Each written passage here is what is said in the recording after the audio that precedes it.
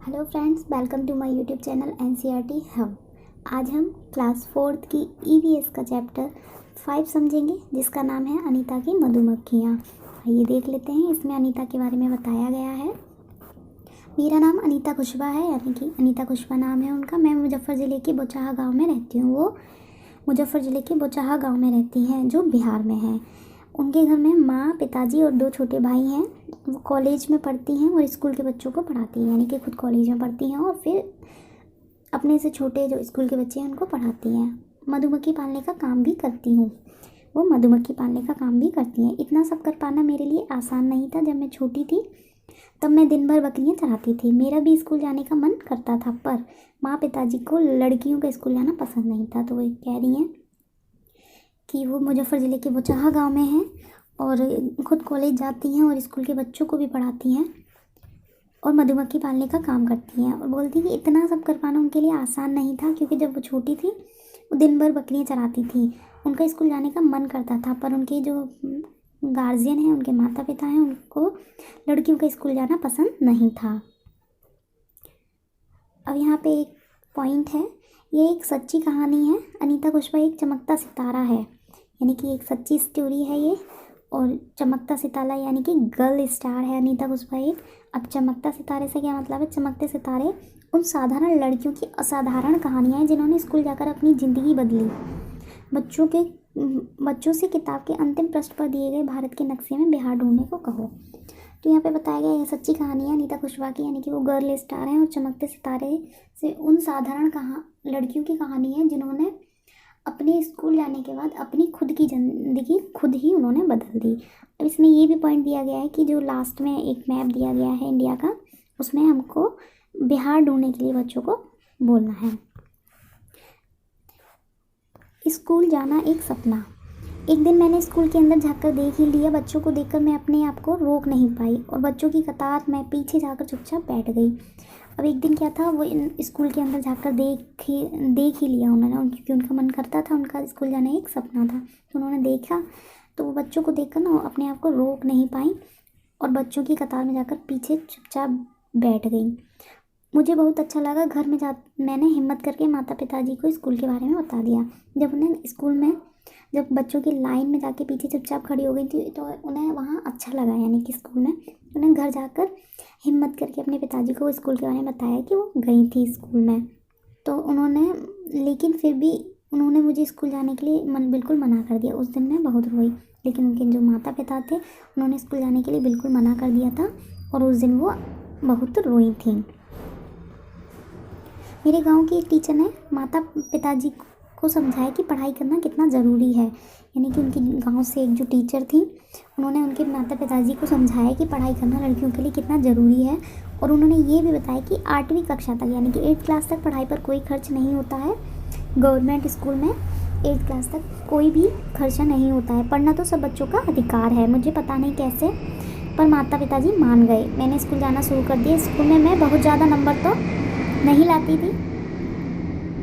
उनकी टीचर ने बताया कि 8वीं कक्षा तक की पढ़ाई पर कोई भी खर्चा नहीं होता है और पढ़ना सब बच्चों का अधिकार है। ये राइट है सारे बच्चों का कि उन्हें पढ़ाई मिले। उन्हें पता नहीं कैसे, पर माता पिताजी उनके मान गए टीचर के समझाने पर। लेकिन फिर उन्होंने स्कूल जाना शुरू किया और वो बता रही हैं कि स्कूल में वह बहुत ज़्यादा नंबर तो नहीं लाती थी, लेकिन क्या है, टीचर से क्वेश्चन बहुत पूछती थी। अब क्या है, यहाँ पे कुछ बच्चों के लिए है कि हिसाब लगाओ कि स्कूल की सभी चीज़ों पर एक साल में तुम्हारा कितना खर्चा होता है, और यहाँ पे सब पैसे करने हैं और फिर उन्हें टोटल करना है। स्कूल में देखते ही देखते 5 साल बीत गए। मैंने 5वीं कक्षा पास कर ली। देखते ही देखते उन्हें 5 साल बीत गए थे और उन्होंने 5वीं कक्षा यानी कि 5th क्लास पास कर ली। मुझे पता चला कि 6ठी कक्षा से खर्चा बढ़ जाएगा। जब उन्हें पता चला कि 6th क्लास से खर्चा, उनकी पढ़ाई का जो खर्चा था वो बढ़ जाएगा, माता पिताजी के कहने पे कि स्कूल छोड़ दो, पर मैं आगे पढ़ना चाहती थी। खर्चे की वजह से उनके माता पिताजी उनसे स्कूल छोड़ने के लिए कहने लगे, पर वो आगे पढ़ना चाहती थी। इसलिए उन्होंने हल ढूंढ लिया कि मैं अपने से छोटे बच्चों को पढ़ाने लगी। उससे मुझे जो पैसे मिलते उनसे मैं अपने आगे की पढ़ाई कर पाई। अब उन्होंने क्या कर लिया, एक हल ढूंढ लिया कि वो अपने छोटे बच्चों को, अपने से जो छोटे बच्चे थे उन्हें पढ़ाने लगी और उससे जो उनकी फ़ीस मिलती थी या उसमें पैसे मिलते थे, वो उससे अपनी आगे की पढ़ाई कर पाई। एक याद है उनकी जो बता रही हैं यहाँ पे कि मुझे याद है कि गांव में कुछ बड़े लड़के भी बच्चों को पढ़ाते थे, यानी कि उनसे बड़े जो कुछ गांव के लड़के थे वो बच्चों को पढ़ाते थे। तो उन्हें जो अनीता जी का बच्चों का पढ़ाना पसंद नहीं आया। उन्होंने मेरे पास आने वाले बच्चों को डराना धमकाना शुरू कर दिया। 2 बच्चों को छोड़कर सबने आना बंद भी कर दिया। अब क्या था, जो बच्चे अनीता जी के पास ट्यूशन पढ़ने आते थे तो उन लड़कों ने उन बच्चों को डराना धमकाना शुरू कर दिया, लेकिन 2 बच्चों को छोड़कर सबने आना भी बंद कर दिया था। लेकिन कुछ दिनों के बाद बाकी बच्चे भी लौट आए क्योंकि वो इन्हें प्यार से पढ़ाती थी। इसलिए अब यहाँ पे एक पॉइंट है टीचर्स के लिए, बच्चों को वाद विवाद का मतलब समझाएं, यानी कि जो डिबेट होती हैं, वाद विवाद होते हैं, उनका मतलब समझाएं बच्चों को। और वाद विवाद से बच्चों को किसी बात के विभिन्न पहलुओं के बारे में सोचने और समझने का मौका मिलेगा। कक्षा में बच्चों को अपनी राय रखने के लिए प्रोत्साहित करें। अब क्या होता है, वाद विवाद का मतलब नहीं समझते बच्चे, उन बच्चों को वाद विवाद का मतलब समझाएं कि जो हम बात सोचते हैं उसके कई पहलू हो सकते हैं और हर इंसान एक ही बात के बारे में कई तरह से सोच सकता है। तो बच्चों को एक ही बात के विभिन्न पहलुओं के सोचने के बारे में समझने के बारे में मौका मिलेगा और हर बच्चे को कक्षा में अपनी राय, यानी कि वह क्या सोचता है, उसको रखने का प्रोत्साहित करें। हर बच्चे का हक है कि वह 8वीं कक्षा तक की पढ़ाई मुफ्त कर सके। क्या सभी बच्चों को यह अधिकार मिलता है? चर्चा करो। अब हर बच्चे का हक तो है कि 8वीं कक्षा तक यानी कि 8th क्लास तक पढ़ाई मुफ्त में फ्री में करे, लेकिन यह जो अधिकार होता है वो सभी बच्चों को नहीं मिलता है।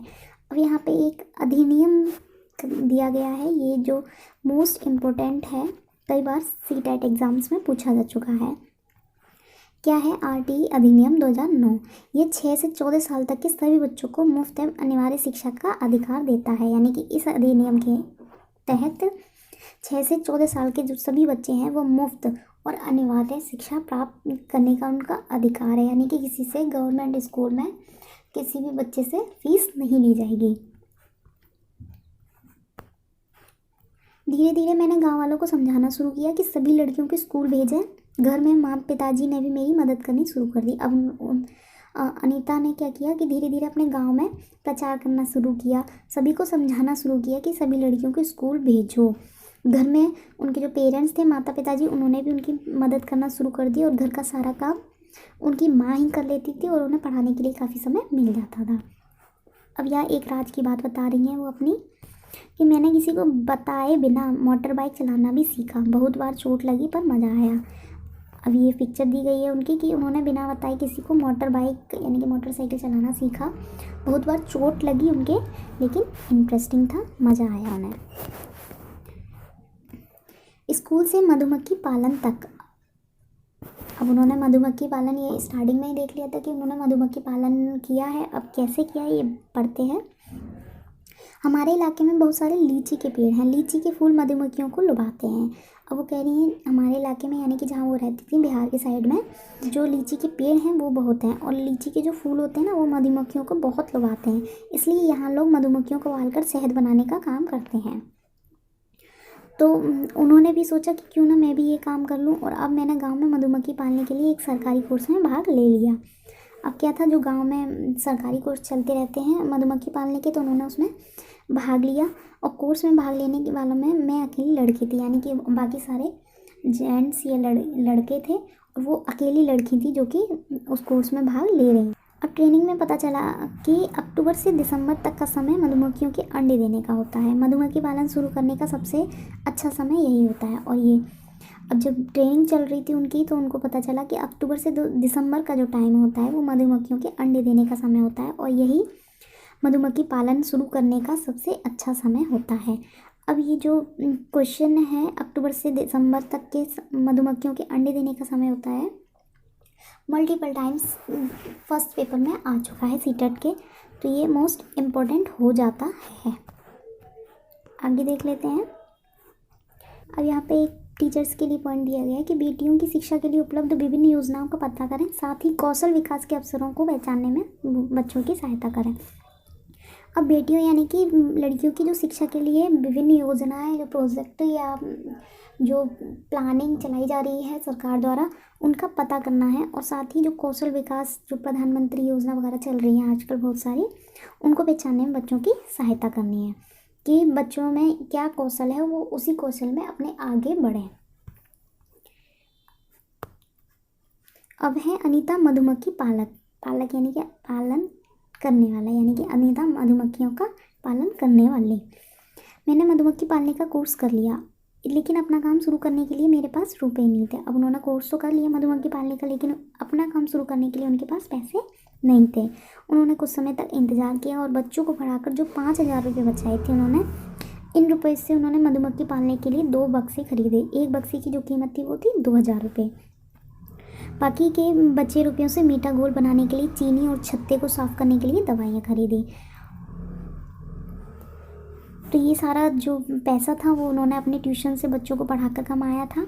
उसी से वो 2 बक्से खरीदे, जिसमें एक बक्से की कीमत 2,000 रुपये थी। बाकी से उन्होंने चीनी के घोल बनाने के लिए, मीठा घोल बनाने के लिए चीनी और छत्ते को साफ़ करने के लिए दवाइयाँ खरीदी। ये रही, ये छत्ते हैं।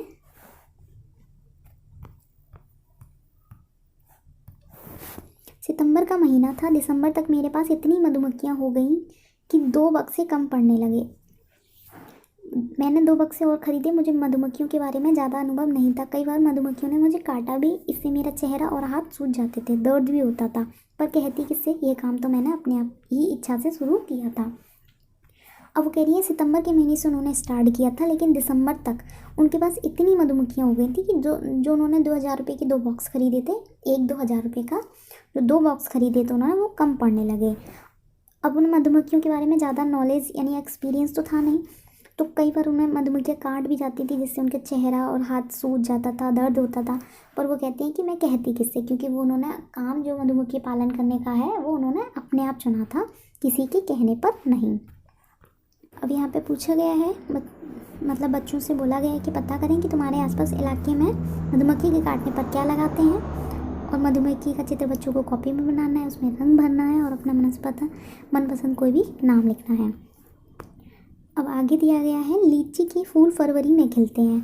मैंने अपने 4 बक्सों को लीची के बगीचे में रखा। और जो लीची के फूल हैं वो फरवरी में खिलते हैं।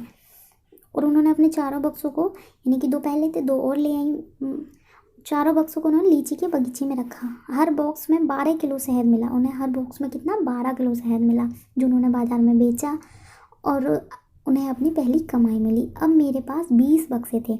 जब उन्हें एक्सपीरियंस होने लगा और जैसे जैसे उनके पास पैसे आते गए, वो बक्से लेती गई, तो उनके पास ना उनकी पहली कमाई आती गई, तो वो वैसे ही बक्सों की वो बढ़ाती गई। उन्होंने बताया भी कि अब उनके पास क्या थे, 20 बक्से थे। मैं रोज़ साइकिल से कॉलेज जाती। कॉलेज गांव से 5 किलोमीटर दूर शहर में है। जब मैं कॉलेज जाती हूँ तो माँ मधुमक्खियों के लिए चीनी का घोल तैयार करती है। वो बता रही हैं कि रोज़ वो साइकिल से कॉलेज जाती थी। अब कॉलेज गांव से उनके घर से कितने, 5 किलोमीटर दूर पे है, यानी कि वो 5 किलोमीटर डेली साइकिल चलाती थी। 5 किलोमीटर आने में और 5 किलोमीटर जाने में। जब वो कॉलेज जाती थी तो माँ मधुमक्खियों के लिए उनके लिए चीनी का घोल तैयार रखती और पिताजी जो थे वो मधुमक्खियों की देखभाल करते थे और बक्सों से शहद निकालते थे। इतना काम वो उनके पेरेंट्स करते। अब तक तो तुम भी अनीता को अच्छी तरह से जान गए होंगे। बच्चों से बोला गया है कि अब तक तो हम भी, यानी कि जो स्टोरी हम पढ़ रहे हैं अनीता के बारे में, उन्हें अच्छे से जान गए हैं कि वो क्या करती हैं, कैसे करती हैं। आसपास के सभी लोग, गांव के लोग उसे पहचानते थे। अब क्या था, गांव के सभी लोग उन्हें पहचानते थे। वे गांव की सभी बैठकों में जाती थी, यानी गांव में जितनी भी ज़रूरी मीटिंग्स वगैरह होती थी वो सभी में जाती थी और लोगों को समझाती कि पढ़ना सबके लिए बहुत ज़रूरी है। कुछ लोग तो उन पर हंसते भी थे, लेकिन अनीता को अपना काम करना होता और वह वही करती थी, यानी कि उन्हें लोगों के हंसने से कोई फ़र्क नहीं पड़ता था, वो अपना काम करती थी सिर्फ। अब अनीता क्या है, होलसेलर बनना चाहती थी, जिससे वह मधुमक्खी पालने वालों को शहद की सही कीमत दिलाने में मदद कर सके। अब होलसेलर का मतलब ये, जैसे डायरेक्ट घर घर तक शहद को पहुंचाना, जिससे कि उन्हें सही कीमत शहद की मिले और बीच में कोई भी एजेंट ना आ सके जो कि उनके शहद के कीमत को कम कर सके। अब यहाँ पे ये कुछ क्वेश्चन दिए गए हैं जो बच्चों के लिए हैं, जैसे कि अनीता और गांव वालों को 1 किलो शहद के बदले 35 रुपये मिलते हैं। तुम्हारे यहाँ 1 किलो शहद के कितने रुपयों को मिलता है, या किस किस रंग का शहद देखा है, आदि आदि। अब ये कुछ मधुमक्खियों के बारे में यहाँ बताया गया है जो कि एग्ज़ाम के पॉइंट ऑफ व्यू से मोस्ट इम्पॉर्टेंट है। हर छत्ते में एक रानी मक्खी होती है जो अंडे देती है। यानी कि जो भी एक छत्ता होता है उसमें एक रानी मक्खी ज़रूर होती है जो अंडे देने का काम करती है। छत्ते में कुछ नर मक्खी भी होती हैं। छत्ते में बहुत सारी काम करने वाली मक्खियाँ भी होती हैं, यानी कि कुछ नर मक्खी भी होती हैं और बहुत सारी काम करने वाली मक्खियाँ भी होती हैं जो दिन भर काम करती रहती हैं। यानी जो काम करने वाली मक्खियाँ होती हैं वो दिन भर काम करती रहती हैं, शहद के लिए फूलों का रस ढूंढती हैं। और जब किसी मक्खी को रस मिल जाता है तो वह एक अलग तरह का डांस करती है जिससे दूसरी मक्खियों को पता चल जाता है। जब एक मक्खी को रस मिल जाता है तो वो एक तरीके का डांस करती है जिससे कि दूसरी मक्खियों को ये पता चल जाता है कि रस कहाँ है। वे रस से शहद बनाती हैं। छत्ता बनाने का काम भी इन्हीं का होता है, यानी कि जो काम करने वाली मक्खियाँ होती हैं वे रस से शहद भी बनाती हैं और छत्ता बनाने का काम भी उन्हीं का होता है और बच्चों को पालना भी, यानी कि सारा मोस्टली काम करने वाली मक्खियों का होता है। ये ना हो तो ना छत्ता बने और ना शहद इकट्ठा हो। शहद के बिना छत्ते की सारी मधुमक्खियाँ जो हैं भूखी रह सकती हैं। नर मक्खी छत्ते के लिए कुछ खास काम नहीं करती, यानी कि जो नर मक्खी होती हैं वो कुछ खास काम नहीं होता है उनका, कुछ मेन रोल होता है काम करने वाली मक्खियों का। अब क्या है, मधुमक्खियों की तरह ही चींटियाँ भी मिलजुल कर रहती हैं। आपने देखा होगा कि एक चींटी जहाँ जाती है उसके पीछे पीछे सारी चींटियाँ चली जाती हैं। सभी चींटियों का काम बटा होता है। रानी चींटियाँ अंडे देती हैं, सिपाही चींटी बिल का ध्यान रखती है और काम करने वाली चींटियाँ भोजन ढूंढकर बिल तक लाती हैं। दीमक और ततैया भी इसी तरह में रहते हैं। अब क्या है, यहाँ पे मधुमक्खियों के साथ की तरह ही चींटियों का भी बताया है कि चींटियाँ भी ऐसे ही मधुमक्खियों की तरह मिलजुल कर काम करती हैं। और एक रानी चींटी होती है मधुमक्खी की रानी की तरह, वो अंडे देती है। सिपाही चींटी होती है बिल का ध्यान रखती है और काम करने वाली चींटियाँ जो होती हैं वो भोजन ढूंढकर बिल तक लाती हैं। और दीमक और ततैया भी इसी तरह समूह में रहते हैं। ये स्टोरी यहीं पे ख़त्म होती है, लेकिन ये मधुमक्खियों का चैप्टर जो है सीटेट के पॉइंट ऑफ व्यू से बहुत मोस्ट इम्पोर्टेंट है। इससे बहुत क्वेश्चन आ चुके हैं प्रीवियस ईयर के एग्ज़ाम्स में। तो फ्रेंड्स ध्यान रखिएगा। नेक्स्ट वीडियो में बाय बाय।